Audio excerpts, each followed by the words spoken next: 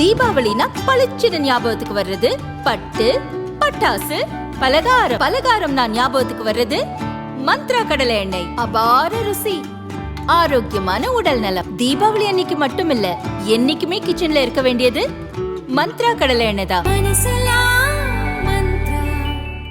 பாகிஸ்தான் முன்னாள் பிரதமர் இம்ரான் கான் ஊழல் வழக்கில் தண்டனை பெற்று ராவல்பிண்டியில் உள்ள அடியாலா சிறையில் அடைக்கப்பட்டுள்ளார்.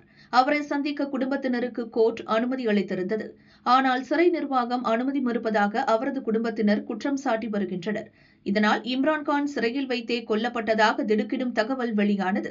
அடியாலா சிறைக்கு வெளியே அவரது கட்சி நிர்வாகிகளும் அவரது சகோதரிகளும் போராட்டம் நடத்தினர். பாகிஸ்தான் உளவு அமைப்பான ISI இம்ரான்கானை கொன்றுவிட்டது என்றும் குற்றம் சாட்டினர்.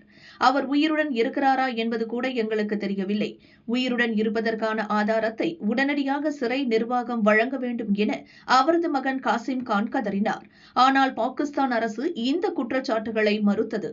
இந்த நிலையில் தனிமை சிறையில் அடைக்கப்பட்டு இம்ரான்கான் சித்திரவதை செய்யப்படுகிறார் என அவரது BDI கட்சி MP குர்ராம் ஜீஷன் பரபரப்பு குற்றச்சாட்டை முன்வைத்துள்ளார்.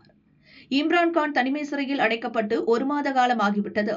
அவரை சந்திக்க குடும்ப உறுப்பினர்கள், வக்கீல்கள், கட்சியின் மூத்த தலைவர்களுக்கு அனுமதி மறுக்கப்படுகிறது.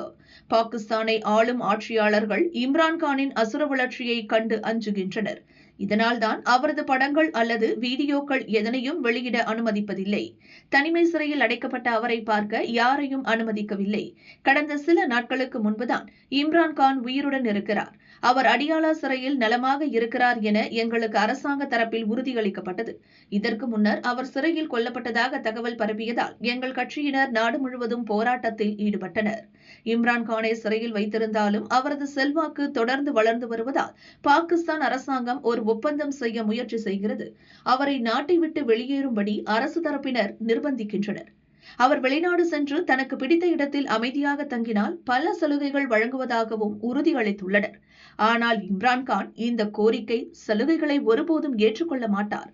தனது நாட்டுக்காக தொடர்ந்து போராடுவார். அவரது புகழைக் கண்டு பயப்படும் ஆட்சியாளர்களின் சித்திரவதைகளுக்கு அவர் ஒருபோதும் அடிபணிய மாட்டார் என BDI கட்சி MP குர்ராம் ஜீஷன் கூறினார்.